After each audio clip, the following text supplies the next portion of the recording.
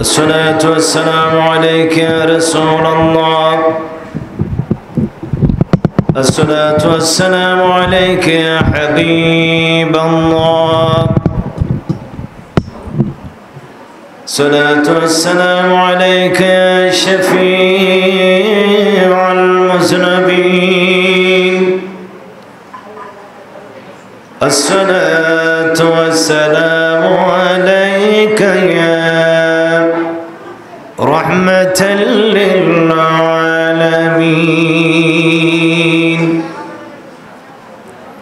أعوذ بالله من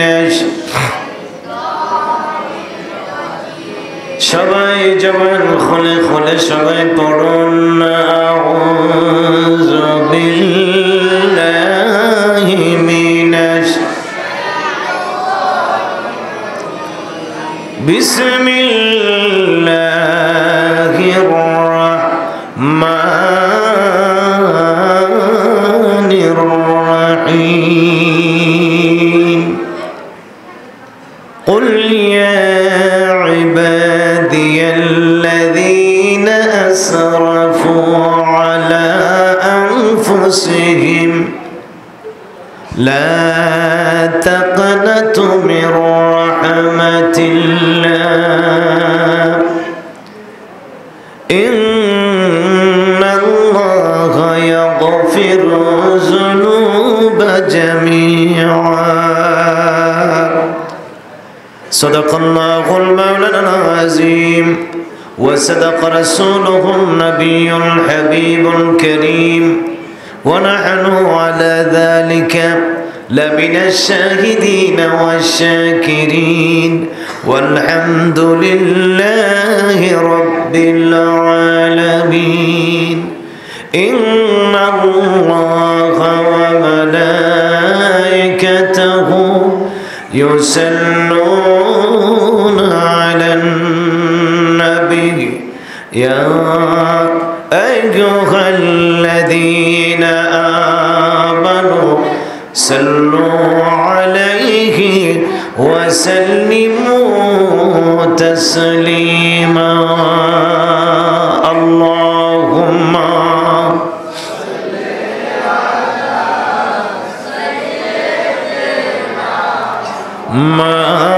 مولانا محمد وعلى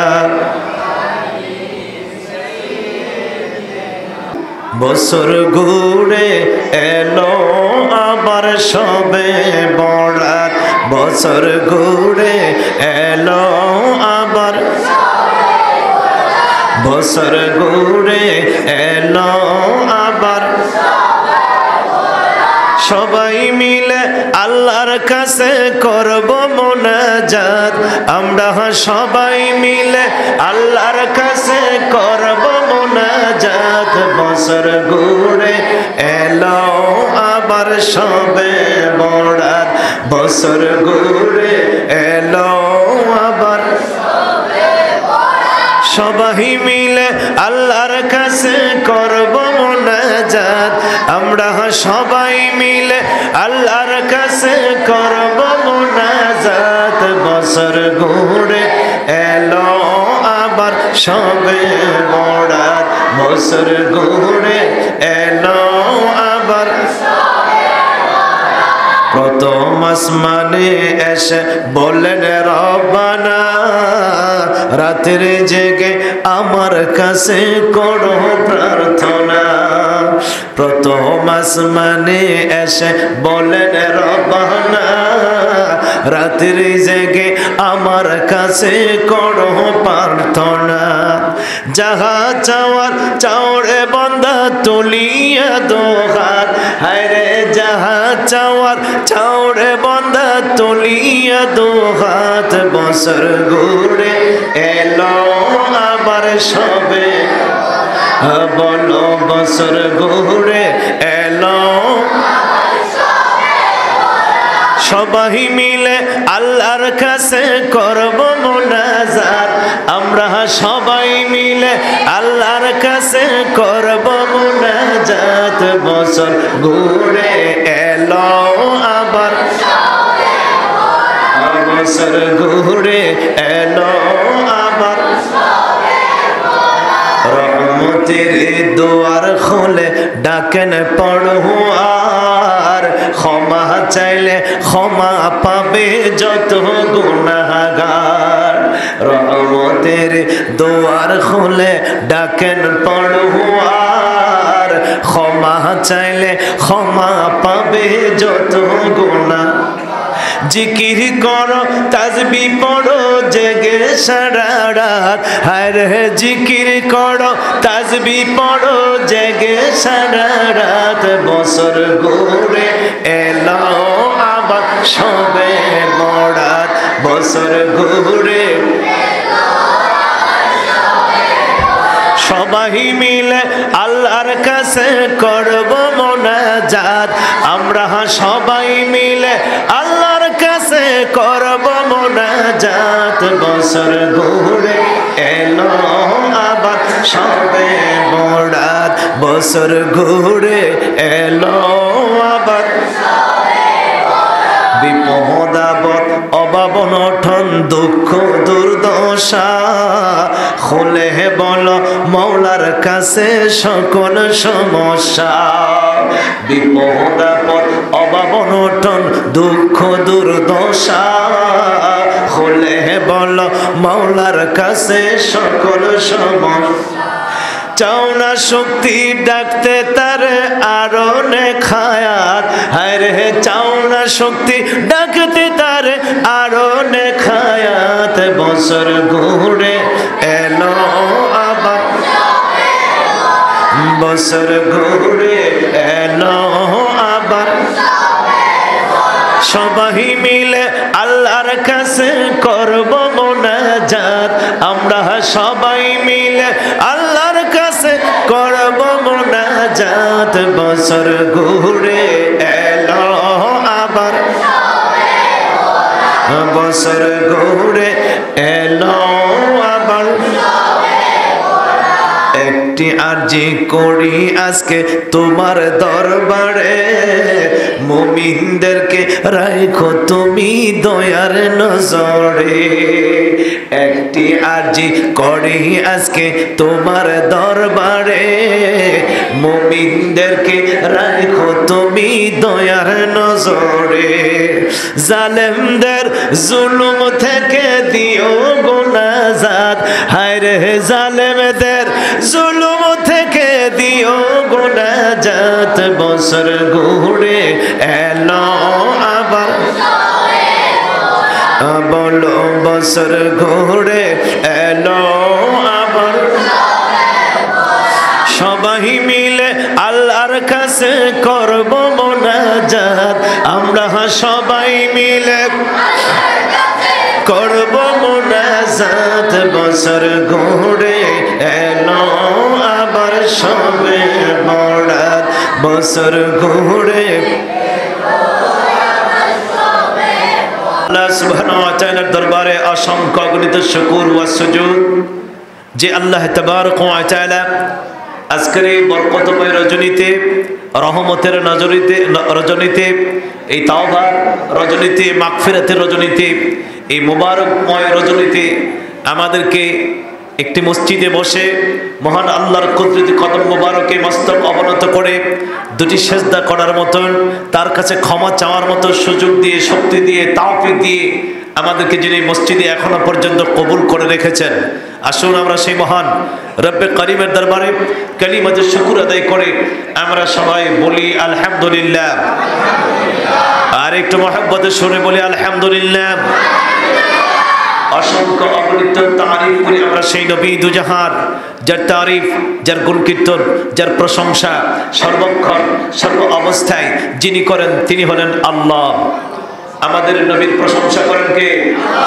নবীকে ইজ্জত দিয়েছেন কে সম্মান দিয়েছেন কে মর্যাদা দিয়েছেন কে নবীদের নবী করেছেন কে রাসূলদের রাসূল করেছেন কে সাহেবুল আওলাদ করেছেন কে সাহেবুল কোরআন করেছেন কে যাকে এত ইজ্জত দিয়েছেন আল্লাহ তিনিই তো হলেন মুহাম্মাদুর রাসূলুল্লাহ আজকের এই রাত্রকে বলা হয় লাইলাতুল বরাত যাকে আমরা শবে বরাত বলে চিনি শবে বরাত শব্দটা মূলত আরবি নয়, শবে বরাত শব্দটা হচ্ছে ফার্সি।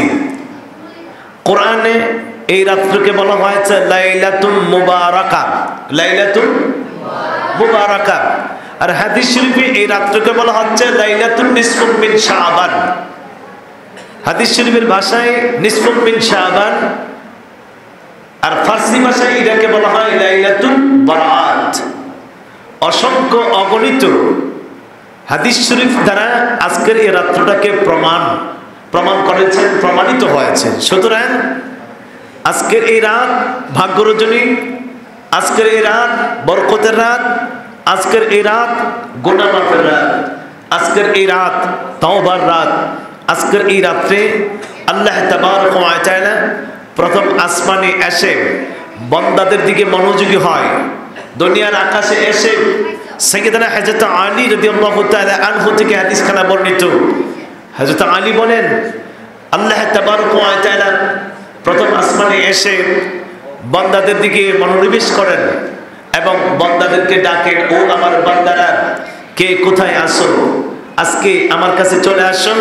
হাল মিন মুস্তাগফির, কোন বান্দা যদি থাকো আমার কাছে আজকে ক্ষমা চাওয়ার, আমার কাছে ক্ষমা চাও, আমি আল্লাহ তোমাদেরকে ক্ষমা করে দিব। সুবহানাল্লাহ বলুন।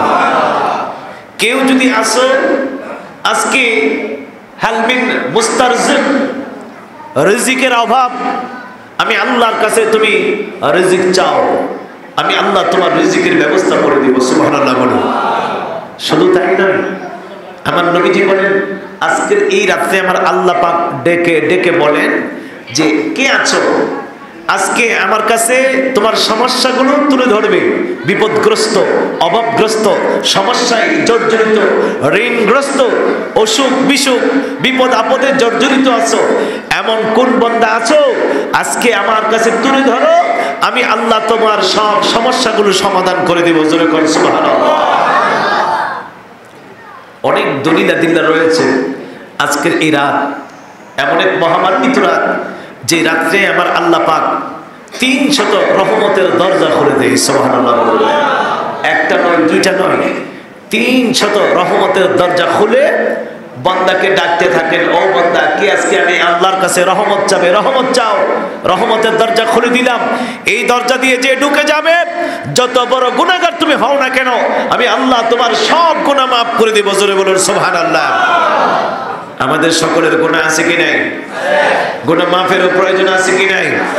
আজকের এই রাত্রে আমরা আল্লাহর কাছে তওবা করতে চাই কি চাই না? ক্ষমা চাই কি চাই না? আল্লাহ আমাদেরকে কবুল করুক, বলুন আমিন। আর একটু মহব্বতে বলুন আমিন। এই রাত্রের বিরুদ্ধে যারা কথা বলে, মনে করতে হবে তারা মূলত মুসলমান নয়। ১৫০০ বছর আগে একজন নয়, দুইজন নয়, 14 থেকে 15 জন সাহাবায়ে কেরাম আজকের এই রাত্রের ব্যাপারে হাদিস বর্ণনা করেছেন। সুবহানাল্লাহ বলুন। তাহলে বোঝা গেল আজকের এই রাত্রের ব্যাপারে সাহাবায়ে কেরামেরও কি আছে, খবর। আর আমাদের দেশের কিছু টিম মোল্লারা টেলিভিশনের সামনে বসে বসে বলে কি জানেন, যে আজকের এই রাত্রে যারা নাকি রাত্র উদযাপন করবে, এই মসজিদে যায় ইবাদত বন্দেগী করবে আর বেশ্যাপাড়ায় কাটাবে, এক সমান। জোরে কোন নাউজুবিল্লাহ। আজকের এই রাত্রে কেউ যদি ইবাদত বন্দেগী করার জন্য মসজিদে আসে, ওই ব্যক্তি মসজিদে আসা আর বেশ্যালয়ে যাওয়া নাকি এক সমান। আর একটু জোরে বলবেন না নাউজুবিল্লাহ। ওদেরকে কি মুসলমান বলা যায়? এত হাদিস থাকার পরেও, কোরআনের দলিল থাকার পরেও যদি এই রাত্রকে অস্বীকার করে, তাহলে বুঝতে হবে এই রাত্রকে সে অস্বীকার করে না, মুসলমানদের ইবাদতকে সে অস্বীকার করতেছে। শুধু মুসলমানদের ইবাদতকে নয়, মুসলমানদের শিয়ারকে অস্বীকার করতেছে, মুসলমানদের মধ্যে বিভ্রান্তি সৃষ্টি করতেছে। এটা মূলত কোনো মুসলমানদের লোক নয়, এটা হচ্ছে ইহুদি নাসারাদের এজেন্ট, দালাল। ঠিক কিনা? আল্লাহ তাবারক ওয়া তাআলা জিবরাইলকে পাঠিয়ে দিলেন। রাসূলুল্লাহ সাল্লাল্লাহু আলাইহি ওয়াসাল্লাম বলেন, জিবরাইল আমার কাছে আসলো। আজকের এই রাত্রে জিবরাইল এসে নুজহাতুল মাজালিসে হাদিসখানা তুলে ধরেছেন। সাইয়্যিদুনা হযরত আবু হুরায়রা রাদিয়াল্লাহু তাআলা আনহু থেকে বর্ণিত, তিনি বলেন যে এই রাত্রে জিবরাইল রাসূলুল্লাহ সাল্লাল্লাহু আলাইহি ওয়াসাল্লামের কাছে আসলেন। নবীজি বলেন, জিবরাইল তুমি কেন আসলে? নবী গো, আজকে একটা খবর নিয়ে আসলাম। কি খবর? আজকের এই রাত্র তো সেই রাত যে রাত্রকে বলা হয় লাইলাতুন নিসফু মিন শাবান। এই রাত্র এমন এক রাত আমার আল্লাহ আসমানের কাছে এসে অর্থাৎ দুনিয়ার কাছে এসে পৃথিবীর কাছে আসে, বান্দাকে শুধু ডাকে, ও বান্দা কে আছো আমার কাছে ক্ষমা চাওয়ার, ক্ষমা চাও। ও বান্দা কে আছে আমার কাছে রিজিক চাও, রিজিক চাও। আজকে আমার কাছে তুমি যা চাবে আমি আল্লাহ সব তোমাকে দিব। যত বড় গুনাহগার হও তুমি আজকে তওবা করলে তোমার সব তওবা আল্লাহ কবুল করে নেবে। জোরে কোন সুবহানাল্লাহ। এমন একটি রাত্র পেয়ে আমরা কি খুশি না বেজার? এটা আমাদের জন্য একটা রহমতের রাত। উম্মতের মর্যাদা বেশি না কম? জোরে বলেন বেশি না কম? আমার আল্লাহ বলেন তোদের মর্যাদা বাড়াইবার জন্য, তোদের সম্মান বাড়াইবার জন্য, তোদের গুনাহগুলো মাফ করার জন্য আমি আল্লাহ বিশেষ বিশেষ কতগুলো রহমতের রজনী দিলাম, রহমতের রাত দিলাম। এই রহমতের রাতগুলোতে যদি তুমি আল্লাহর রহমতের দরজায় হাজির হইতে পারো, তুমি যদি আল্লাহর কাছে তওবা করতে পারো, আমার আল্লাহ বলেন তওবা করতে দেরি হবে, আমি আল্লাহ তোর গুনাহ মাফ করতে দেরি হবে না। এবার বলুন আমরা আজকে আল্লাহর কাছে তওবা করতে চাই কি চাই না? সবাই বলুন চাই কি চাই না? আমাদের সকলের গুনাহ আছে কি নাই? গুনাহগার বান্দারা আজকে আল্লাহর কাছে তওবা করবেন। যারা নেককার তাদের কোনো তওবা করার দরকার নাই, যেহেতু আপনার কোনো গুনাহ। আমাদের সকলের গুনাহ আছে কি নাই? কি বলেন গুনাহ আছে কি নাই? গুনাহগার যারা আজকে মসজিদে বসে গেল আল্লাহর কাছে কান্দাকাটি করতেছেন, নেককাররা আজকে আরাম করতেছেন। ও নেককার, আপনি ঘরে থাকেন আরাম করেন, আপত্তি নাই, কারণ আপনার কোনো টেনশন নাই। যারা আমরা অপরাধী আসামিরা চিন্তা করে কোন নেতার কাছে গেলে মামলা থেকে খালাস পাইব, কোন উকিলের কাছে গেলে মামলা থেকে খালাস পাইব, কোন অফিসারের কাছে গেলে মামলা থেকে খালাস পাইব। যারা আসামি তাদের মাথায় টেনশন থাকে কি থাকে না? আমরা কার দুয়ারের আসামি? আল্লাহ। আমরা কার কাছে আসামি? আল্লাহর আসামি আমরা, অপরাধী আল্লাহর কাছে। সুতরাং অপরাধীরা আমরা গুনাহগাররা চিন্তা করি আজকের এই সুযোগের রাত আল্লাহ যদি কোনো সিনেমাকে মাফ করে দেয়, আজকে যদি তওবা কবুল করে ফেলে, এই জন্য বড় আশা করে আমরা মসজিদে বসে গেলাম। আমরা আল্লাহর কাছে তওবা করব, আল্লাহর কাছে ক্ষমা চাইব। আল্লাহ হইতে পারে আজকের এই রাত্রের ওসিলা আমাদের জীবনের গুনাহ মাফ করতে পারে কি পারে না? মাফ করার ক্ষমতা আমার আল্লাহর আছে কি নাই? শর্ত হলো আল্লাহর কাছে তওবা করতে হবে। কি করতে হবে? তওবা করতে হবে। আল্লাহ বলেন ইয়া আইয়ুহাল্লাযীনা আমানু তুবু ইলাল্লাহি তাওবাতান নাসুহা। ও ঈমানদাররা, যদি আজকে তওবার মতো তওবা করতে পারো, খালেস তওবা, তুমি তওবা করতে দেরি হবে, তুমি আল্লাহর কাছে কাঁদতে দেরি হবে, চোখের পানি ফালাইতে দেরি হবে, আল্লাহ তোমার গুনাহ মাফ করতে দেরি হবে না। তবে সত্য হলো খালেস ভাবে অন্তর থেকে আল্লাহর কাছে একটু তওবা করতে হবে। সাইয়েদনা ওমর ফারুক রাদিয়াল্লাহু তাআলা আনহু, তিনি যখন প্রেসিডেন্ট, তিনি যখন আমিরুল মুমিনিন, একজন মদখোর মদ খাইতে খাইতে মদের বোতল হাতে নিয়ে চলতেছে, এমন সময় ওমর ফারুক সামনে। সুবহানাল্লাহ বলুন। ওমর তো সেই ওমর যারে দেখলে শয়তান পর্যন্ত ভয় পায়, যাদের নাম শুনলে শয়তান ভয় পায়। ইন্নাশ শাইতানা ইয়াখাফু ওমর। ওমর সেই ব্যক্তি যাকে শয়তান পর্যন্ত ভয় পায়। হাদিস শরীফে আছে মক্কা মদিনার যে রাস্তা দিয়া হযরত ওমর ফারুক চলছিল, আজও পর্যন্ত এখনো পর্যন্ত সেই রাস্তা দিয়া শয়তান চলে না। নাম কি? ওমর। নাম কি? ওমর। ওমর ফারুক রাদিয়াল্লাহু তাআলার সামনে মদখোরের হাতে মদের বোতল। কিসের বোতল? মদের বোতল। এখন দূর দিতে পারে না, পালাইতেও পারে না, মদের বোতল ফালাইতে পারে না, ধরা পড়ে গেছে। চিন্তায় অস্থির হয়ে গেল, কলিজায় চিকন ঘাম ধরে ফেললো। হায় রে হায়, আজকে কার সামনে পড়ে গেলাম। ওমর তো এমন এক ব্যক্তি, যদি সামনে ধরতে পারে জীবনের মতো শেষ করে দিবে, জীবন আর রাখবে না, জবাই করে ফেলবে, তলোয়ার হাতি দিয়া সঙ্গে সঙ্গে কল্লা কর্তন করে ফেলবে। কার সামনে পড়ে গেলাম, চোখটা বন্ধ করে চোখের পানিগুলো ছেড়ে দিয়া উপায় অন্তর না পাইয়া জীবন শেষ মনে করে আজকে আর বাঁচতে পারবো না, এইখানে জীবনের লীলা খেলা শেষ, এই কথা মনে করে চক্ষুটা বন্ধ করে মাথাটা উপর দিকে দিয়ে আমার আল্লাহকে ডাক দিয়ে কয়, মাবুদ, ও মাবুদ, এই মুহূর্তে তুমি ছাড়া আমার রক্ষাকারী আর কেউ নাই, তুমি ছাড়া আমার সাহায্য করে আর কেউ নাই। রব্বুল আলামিন এই মুহূর্তে ওমর যদি দেখে আমার হাতে মদের বোতল, মদ আমার হাতে, তাইলে ওমর আমার শেষ করে দিবে। আল্লাহ তুমি আমাকে রক্ষা করো।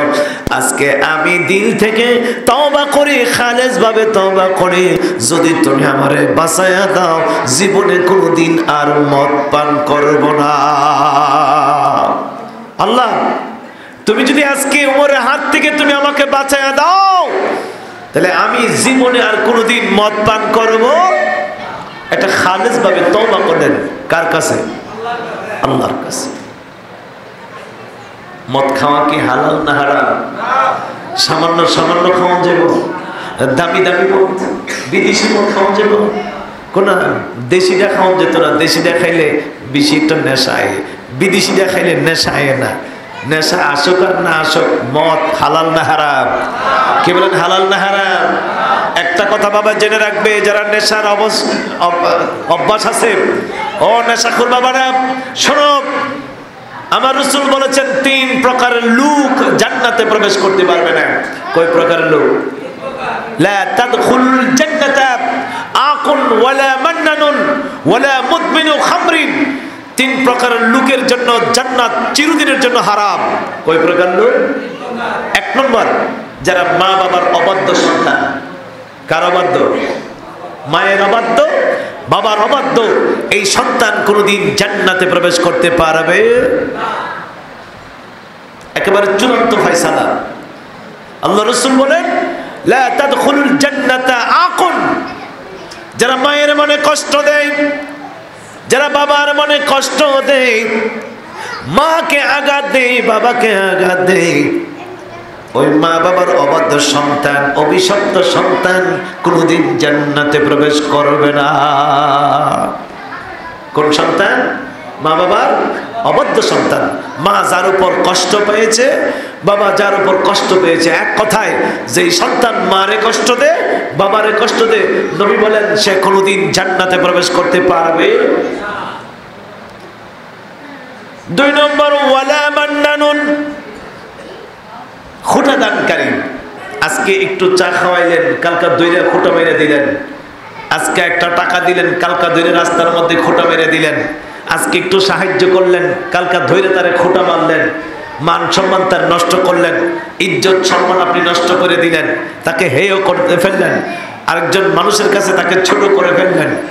এইরকম খোটা দানকারী মুসলমানকে যারা খোটা দেয়, এই সমস্ত লোক নবীজি বলছেন কোনোদিন জান্নাতে প্রবেশ করবে না। 3 নম্বর, ওয়ালা মুদমিনু খামরিন, যারা মদে, যারা গাঁজায়, নেশায়, ট্যাবলেট স্যাবলেটে, বাবা সাসায় লিপ্ত থাকে, নেশায় বিভোর থাকে, নেশাগ্রস্ত লোক জীবনে কোনোদিন জান্নাতে প্রবেশ করবে না। রাসূলুল্লাহ এই 3 শ্রেণীকে চিহ্নিত করেছেন। এই 3 প্রকারের লোক কোনোদিন জান্নাতে প্রবেশ করবে। 1, মা বাবার অবাধ্য সন্তান।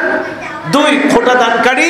3, যারা নেশা পান করে, নেশাগ্রস্ত অবস্থায় থাকে, নেশাখোররা কোনোদিন জান্নাতে প্রবেশ করবে না। এখন ওমরের সামনে মদখোর, হাতে কি? মদের বোতল। কিসের বোতল? মদের বোতল। ওমর ফারুক আস্তে আস্তে আগাইতেছে, আর তাদের কলিজায় আস্তে আস্তে ঘাম শুরু হয়েছে। সারা শরীর প্রকম্পিত হয়ে যাচ্ছে, চিকন ঘাম শরীর থেকে বাইর হচ্ছে। আহা হায়রে, এই মুহূর্তে যদি আমার সামনে এসে আমার বোতল ধরে ফেলে, তাহলে উমরের হাত থেকে বাঁচার আর কোনো ক্ষমতা আমার।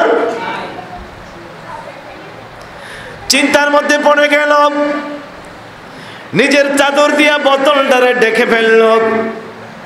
উমর তার কাছে গেল, যায় কয় কি রে ব্যাপার, দাঁড়ায় দাঁড়ায় কি করস? ও হে উমর, আমিরুল মুমিনিন গেছিলাম এক জায়গায়, এখন কাইল লেগে গেছে, শরীরটা বেশি আরাম লাগে না, জ্বর জ্বর ভাব, এই জন্য শরীরটা কম্পন আছে। কি আসলে কি জ্বরে না ডরে? জ্বরে না ডরে? উমরের ডরে কাঁপে, আর কই জ্বরে আমি কাঁপতেছি। উমর বললেন, তাইলে রাস্তায় দাঁড়িয়ে রইলে কেন, বাড়িতে যাব?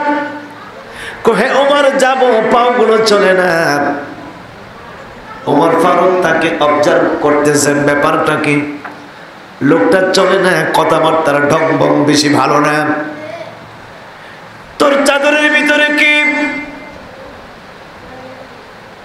এখন তো কলিজায় আবার চিপ মারছে।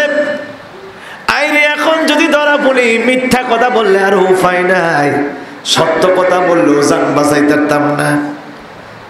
ওমরকে ডাক দিয়ে কই, ওমর, আমার হাতে একটা দুধের বোতল। সুবহানাল্লাহ। আসলে কি এর বোতল? মদের বোতল। বলছে কি? ওমর বললেন, ব্যাপার কি? দুধের বোতল। তাইলে তুই এইভাবে কাঁপতেছস, আবার গইরা রাখছস, ডাইকা রাখছস, কারণটা কি? ওমর, দুধটা গরম, এই জন্য চাদর দিয়ে ডাইকা রাখছি। সুবহানাল্লাহ। ওমর ফারুক তার কথাবার্তার ঢং বং বেশি ভালো দেখেন না। কাছে যাইয়া লাঠি হাতের মধ্যে নিল, ওমরের লাঠি দিয়া চাদর সরাবে। লোকটা ডাক দেয়া কয়, আল্লাহ, ও আল্লাহ, এই মুহূর্তে যদি তুমি রক্ষা না করো, আর আমার রক্ষা নাই, উপায় নাই। মাবুদ রে, তুমি কি আমার ডাক শুনবে না? আজকে আমি তওবা করলাম, জীবনে কোনোদিন আর মদ পান করব না, মদ পান করব না। আল্লাহ, আজকের মতো মোর হাত থেকে তুমি আমারে বাঁচায়া দাও। আমার আল্লাহ জিবরাইলকে ডাক দিয়ে কই, জিবরাইল, ও জিবরাইল, তাড়াতাড়ি করে আমার ওই মদখুর বান্দার কাছে চলে যাও। মদখুর আমি আল্লাহকে ডাক মেরে দিয়েছে, আমি আল্লাহর কাছে ক্ষমা চেয়ে ফেলেছে, আমি আল্লাহর কাছে তওবা করে ফেলেছে, তার তওবাটা আমার কাছে পছন্দ হয়ে গেল। আর দেরি করিও না, মদের বদলা বোতলের ভিতরে তুমি দুধ ঢুকায়া দাও। ওমর এখন চাদর সরাবে। হে জিবরাইল, ওমর চাদর সরাবার আগে মদটাকে পরিবর্তন করে তার বোতলের ভিতরে তুমি দুধ ঢুকায়া দাও। জোরে কোন সুবহানাল্লাহ। ওমর লাঠি নিয়ে চাদর সরাইলেন। লোকটার চোখ খুলে না, চোখ খুলে ডরে বয়ে, হায় হায়, আজকে আর বাঁচার উপায় নাই। ওমর এখন আমার চাদর সরাই ফেলতেছেন, মদের বোতল দেখে ফেলবে। ওমর চাদর সরাই কইবার, যা, দেরি করিস না, দাঁড়ায় রইলে কেন, তোর শরীর ভালো না, এখন আর বাড়িতে যাইতে চায় না। ওমর কই, চোখ খোল, বন্ধ করিস না, বাড়িতে যা। ডরে বয়ে আর চোখ খুলে না। ওমর ডাক দিয়া কই, যা, দুধগুলো ঠান্ডা হয়ে যাবে। এবার চোখ খুলছে। উমর এটা কি করে, দুধ বলে ঠান্ডা হয়ে যাবে, বোতল কি দুধ না মদ? চোখ খুললে ছায়া দেখে মদের বোতল, আর মদ নাই, মদ নাই, মদের বোতলে দুধ ঢুকে গেছে। এখন তোর বাড়িতে যায় না, মদের বোতল নিচে রাখা কই, হে আমিরুল মুমিনিন, এতক্ষণ আপনার কাছে মিথ্যা কথা বলেছিলাম, আপনার ডরে, আপনার ভয়ে মিথ্যা কথা বলেছিলাম। আল্লাহর কসম খায়া বলি, আমার এই বোতলের ভিতরে দুধ ছিল না, দুধ ছিল না, বোতলের ভিতরে মদ। মদ একটা পান করে আইছি, আরেকটা লয়া যাইতেছি, বাড়ির যেয়ে পান করব। আপনার ভয়ে বলছিলাম, মদের বদলা দুধের কথা বলেছিলাম। ওমর রে, আমার মদ এখন দুধ কেমনে হয়ে গেল তা তো বুঝতে পারলাম না। ওমর ডাক দিয়া কই, এর আগে তুই কি করছস? চোখ বন্ধ কইরা চোখটা বন্ধ করে আমার মালিককে ডাক দিয়েছিলাম, আমার মাবুদকে ডাক দিয়েছিলাম, মাবুদের কাছে বলেছিলাম, রব্বুল আলামিন, ও দয়াময় আল্লাহ, আজকে যদি তুমি আমাকে উমরের হাত থেকে বাঁচায় দাও, আমি আর জীবনে কোনোদিন মদ পান করব না। হযরত ওমর বলেন, তোর এই কথাটা আমার আল্লাহর কাছে বড় পছন্দ হয়েছে, অন্তর থেকে খালিস ভাবে তওবা করেছো, আমার আল্লাহ কবুল করে তোরে প্রিয় বান্দা বানায় দিয়েছে। এই জন্য আমার আল্লাহ মদের বদলা তোর বোতলের ভিতরে দুধ ঢুকাইয়া দিয়েছে। সেই আল্লাহ এখনো আছে কি নাই? আমরা তওবা করলে আল্লাহ আমাদের গুনাহ মাফ করতে পারে কি পারে না? ও মাবুদ মাওলা রে, কি নাম ধরে ডাকবো,